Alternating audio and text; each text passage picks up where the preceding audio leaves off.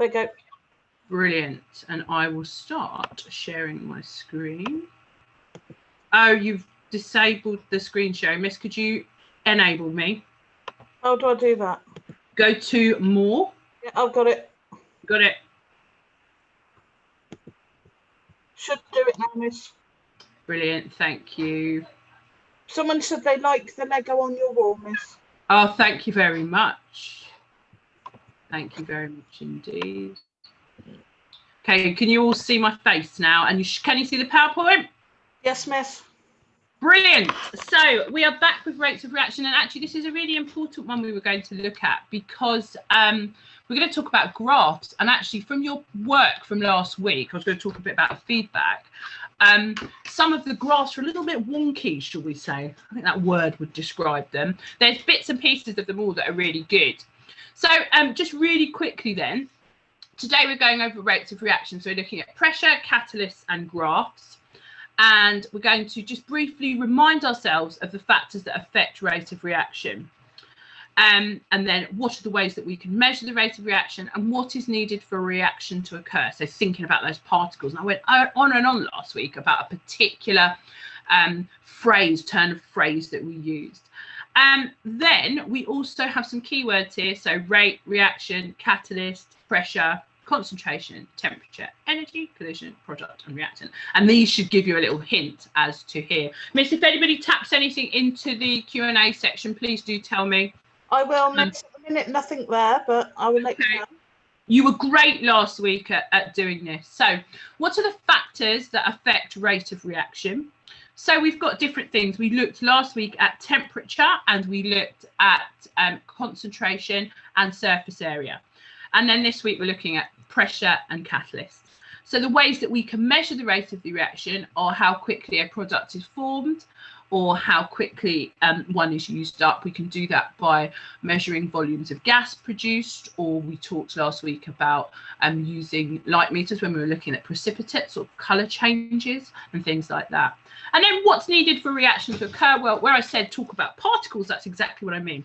We need collisions between the reactants, and in order for them to be successful, they have to collide with enough energy for that reaction to occur. So we're just going to have a little look and review all the things from last week and just add those bits about pressure, catalysts and how to draw graphs. So I've put a bit at the end about the higher stuff that you can do as well, okay, if you want to have a look. And if you want to also, you can drop into some of those year 10 clinics as well to talk about that if you're really pushing yourself. So I kind of just went over the feedback from last week, and I'm going to do that more in the graph section as well. So pressure. Now, if you think back to your states of matter, you can only compress gases, okay, so gas particles. And the higher the pressure, the more compressed they are. So the closer those particles are together. And if they're closer together, well, you know what that means is going to result in more collisions. That model we used last week that wasn't great for concentration, where you had the one man lonely on his bicycle in one area and in the other area, lots of particles close together. The idea of bringing those particles closer together means that there are more successful collisions and therefore a faster rate of reaction. So if you increase the pressure of a gas, it will increase the rate of reaction. If you lower the pressure, you're then also giving them more space and they're not going to bounce around and collide with each other as much. So you're going to have a slower reaction. So moving on then to catalysts. Now, last week, I'm going to pose a question for the students, Miss.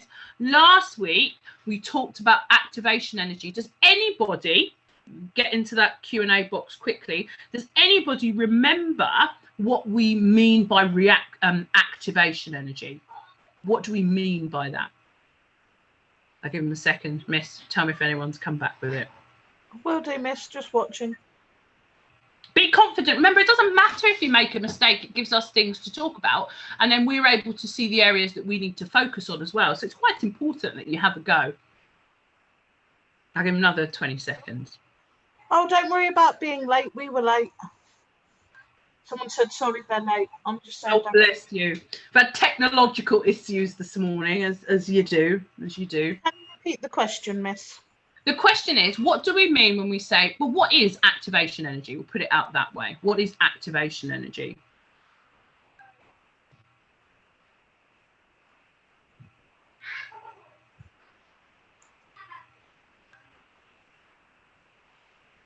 Any takers? No, miss. Well, I'll tell you what, I'll go through it. Remember last week and every time you're in one of our lessons, we talk about not trying to trick you in science. A response, miss. Oh, brilliant. So beat me. Go on. Energy used during an experiment. Lovely try. Fantastic. Give that student an achievement point. It's not quite. If you think about the words activation, what does to activate mean? Activate the fans, please. Absolutely. What does activate mean? Crystal maze. We've got when energy starts. You see, I like that. We're getting closer when energy starts. Because you've got this idea of starting. If I'm activating something, this student's clearly got that bit correct. We're starting it off. Yeah. So activation energy is the amount of energy required to start off that reaction, if you like. And are they getting there, are they, miss? Yeah, we've got energy to activate the reaction and how much energy needed for the experiment to start. Brilliant. So, guys, you're all waking up now and having a go. Remember, we're kind. We're never going to tell you off for making a mistake. And we love these mistakes. We love being able to talk about them with you. So, we now know what activation energy is. So it's the minimum amount of energy needed to start a reaction. And if you have a look at this graph, we do love graphs in science. Okay. There's two graphs. You've got a blue line here and a red line. And you can see that the blue line needs a lot more energy than the red line to start off the reaction. And so that's actually showing us the amount of energy needed to start the reaction. If you look at the red line, it says activation energy with catalyst. So it needs much less energy to start off a reaction. So let's see what that means. So catalysts, key points, they're not used up in a reaction and they speed up the rate. So we know that reactions need a certain amount of energy to happen. And if they don't have that energy, you're not going to get those successful collisions and you're not going to get the reaction occur at a good, decent speed, if you like. And this is where catalysts can help. So this energy required to start off the reaction, catalysts make the required amount of energy, so the amount needed to start off the reaction, lower. So they lower that activation energy. And that means that the reaction can happen more easily because it requires less energy. A catalyst is all about energy and it doesn't have to be about another molecule. But if you were going to higher, we'd look at that in more detail and we'll send you some links for that, as we said. So the key idea behind catalysts is they lower the activation energy. They lower the amount of energy needed to start a reaction. And that, guys, is probably the trickiest thing you'll do today. So thinking about that language and how to explain what a catalyst does. Miss? Yes. Could I throw out a really mean question? I just want to know, what's the name of the biological catalyst? Oh, does anybody know what a biological catalyst? Think into your biology and think about what speeds up things like digestion or breaks things down. Anyone? Oh, that's a miss. Ooh. I know. I know. Brilliant. Oh, metabolism and the stomach. So some good thoughts coming in. They work in this thinking. They work in the hydrochloric acid of the stomach, or they can. You know what? We're getting some interesting information. Keep it coming. And they are involved in metabolism.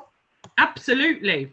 Got the pancreas, miss. We're getting some good answers. And actually, the idea about metabolism isn't bad because metabolism is all about how quickly the chemical reactions occur in your body, aren't they? So, any idea, miss? Do you want to give them a hint? What does it start with? It starts with the letter E. E for elephants. And there are several digestive ones that you will be like, oh, I knew it. Any ideas? We'll give them another couple of seconds. I know it's a mean question, miss. But it's a great one. And actually, it's a beautiful link between our chemistry and our biology there. Okay, I'm going to name some examples. Lipase, protease, or carbohydrates, or amylase. They all have AC on the end. That lovely A. No. Second letter. N. E-N. Oh, endoderms. Well, loving the guesses. Loving the guesses. Miss, put them out of their misery.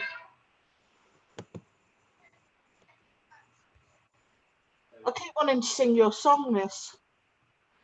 The Friday song. Yep. Yeah. Now you've popped it into my head. Catalyze, I summarize. Yeah. Catalyze the reaction. That song. Yeah. Guys, Miss is going to tell you the answer now. Okay, the answer is enzyme. Gotta have enzymes. That's the song Miss is talking about. Brilliant. So catalysts then speed up a rate of reaction without getting involved in the reaction, and they lower that activation energy. And as one of you so beautifully put, the activation energy is the amount of energy, the minimum amount of energy needed for a reaction to begin. So if you've lowered that, it's going to happen much faster. Fabulous. Remember, any questions, whack them in the Q&A box. Miss and I'm very aware of the time as well. Miss and I thought about your required practicals and the things that you have to do in school. You need to, required practical 11, I even went back to AQA and had a look at all of their information to make sure that we gave you everything that you needed. You need to investigate how changes in concentration affect the rates of reactions. Now, we talked last week about measuring the volume of a gas. Yeah, so here, this is a trough full of water, and what happens is the gas goes into this upturned measuring cylinder and displaces the water, so you can record the volume of the gas here. So the reaction's happening here, and this is all closed. This delivery tube goes straight into the measuring cylinder, which would be filled with water, and it pushes the water out, and then you can see how much gas is produced. Then this one here is where the precipitate is formed, and it goes all cloudy. So when you can no longer see the cross, you know the reaction is finished. And just a quick question then. Although we've got this setup here, there's actually a more straightforward setup, I guess, that we could collect gas and measure the volume. I'll give you 30 seconds. Does anybody know how else we could collect gas and measure the volume? Pop it into the Q&A for Miss. I don't know what that is. There was, it's a, I don't know, picture. Very fancy with the picture. Which picture? I don't know. They did a little picture of a man with their hands up going, I don't know. Oh, I see. Basically, it's using this same setup here, but attaching it to a gas syringe. And so the syringe plunger will just move down, and you can tell how much gas is evolving and how much gas is again. So it's all just measuring the volume of the gas. So if you ever saw that, that's exactly what they're doing. They're measuring the volume of the gas. So, Miss, what time does this session end? I have no idea, Miss. It started at past. Oh, I think we've got until 2 o'clock, haven't we? So, should we watch us? Let's watch us, and then we'll do a graph question and let you go. If it plays okay, Miss, because sometimes they get a bit laggy. Okay, here we are. Welcome to Miss Tomlin's and Miss Wansfield's demonstration of a decomposition reaction of sodium disulfate to demonstrate how we can change things to affect rate of reaction. First of all, health and safety. Goggles, those go on your face, protect your eyes. Right, we then have some equipment here, our conical flasks, our measuring cylinders.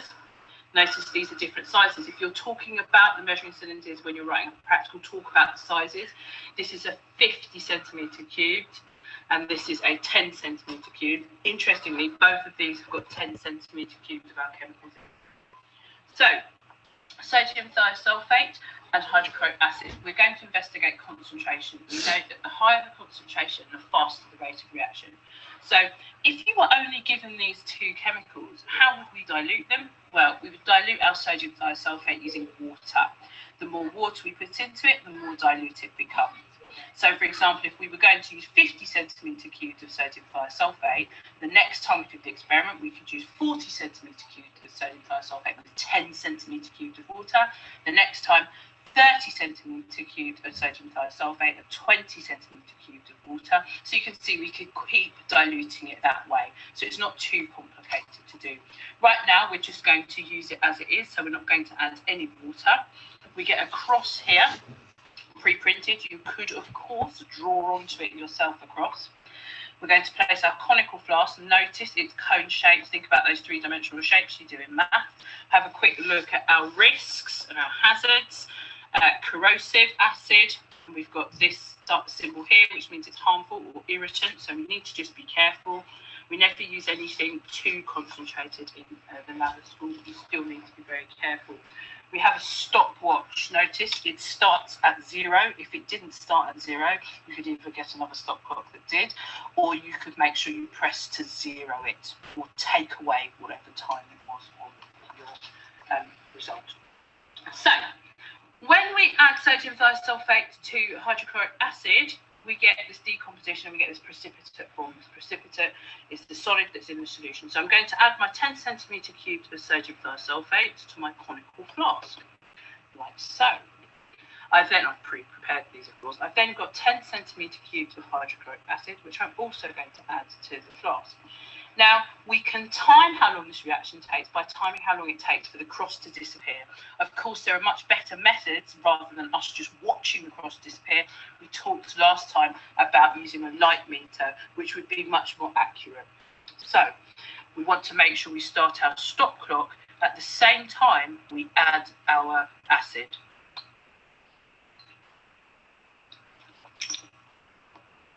We swirl it to make sure it's all mixed together, and we start making sure that we're looking at that cross. We don't want to miss the moment that it disappears. So, looking, observing, using our eyes, and when you can no longer see that cross, you hit stop on the stopwatch. I can't see it anymore. And if we have a look at the stop clock here, it's 54.81 seconds. Okay, so it's slightly less than a minute. You would put that into your table. If you're doing to 2 decimal places for that, you must do to 2 decimal places for all. Okay, keep those numbers and decimal places the same for each one that you record. You would then change the concentration. You would use clean equipment to prevent contamination, making sure that you measured correctly using a pipette to fill to the line, and then you'd be able to see how quickly the reaction occurred. We'll talk more about this at a later date. Brilliant. So that is your required practical that you will have to do when you get back to school. Let's not watch it again. I do have a poll. Miss, I think I can do the I think I can do it from here. You're going to see my face again. Hello. Let's very quickly. Oh, 2 more participants. It's 2:05. I miss. You might need to do the poll because I can't do it. You'll have to do it. The first one, miss. There's more than one. I've got what is the rate of reaction, miss? Oh, it's number 2, so it's the second one. In theory, miss. Yeah. Or factors that affect the rate of reaction. Should be factors that affect the rate of reaction, part 2. Hang on. I think it's the rates of reaction one. Pop that on. More multiple choice. Yeah, that's actually no, miss. You've got 4 questions. I'll just launch. Launch, go for it. There we go. No, that's not the right one. That's all that came up, miss. Is that all that came up? Yeah. Oh, don't worry. We'll have to skip the poll then, guys. Sorry about that. It's because of all these technological things, I think, this morning. Are we back on my screen? You are, miss. Brilliant. So, graphs then, what can they tell us? Like the reaction that you just saw, we often have to plot data. Now, in rates of reaction graphs we must have a line of best fit, and they are not a dot to dot, okay? They're not a dot to dot at all. I'm going the wrong way. I really am. Oh dear. So you don't put some crosses like this, right? And of course yours would be better. And draw lines like this. That is not what you do. Okay. You'll notice over here that all of the lines here are curved. And sometimes they will be curved and sometimes they will be straight if they're kind of looking at the proportionality. So let's have a look then at what our graphs tell us. So this one here then tells us that over here, the reaction is slowing down. The gradient is getting less. The reaction stopped when the line is flat. Okay. So I've got issues going on, more technological issues, all this beeping. Let me stop that for you. Sorry, guys.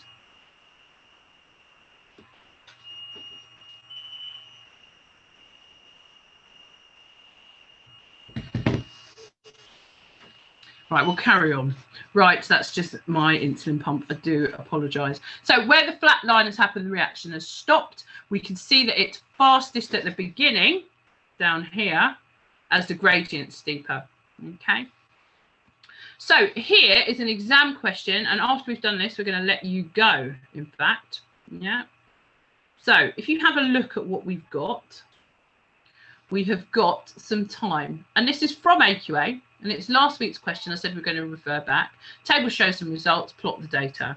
So at 0, you've got 0. Okay. At 10, you've got 0.8. So always look at this scale.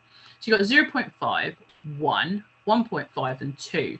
So you need to work out that this here is going to be what? So if this is 5 squares here, you're going to have 0.75, and then you're going to have 0. Oh gosh, my thing's gone funny. So 5, oh, I can't get it to work now. 6, 7, 8. So roughly there, miss. You'll get the down. 0.8, not 1. 0.8. Thank you, miss. 5, 6, 7, 8. Okay, and then at 20 it's 0.6. Bit strange. And then you've got at 30 1.6, and then at 40 you've got 1.8. It's there roughly, and then you've got 2, and you've got 2. Now, some of you did the dot to dot like I'd shown you. What would we call this piece of data here? Miss, tell me if anyone puts anything in the comments box. Yep, I'm looking, miss. Oh, that went well. They'll get the idea. Anyone tell us what this is here? It's got a big, long, fancy word beginning with A. A.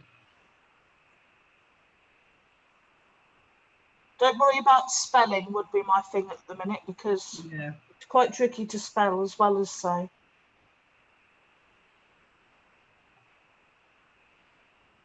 Nope. I'm trying to make that line a bit better. Any come back?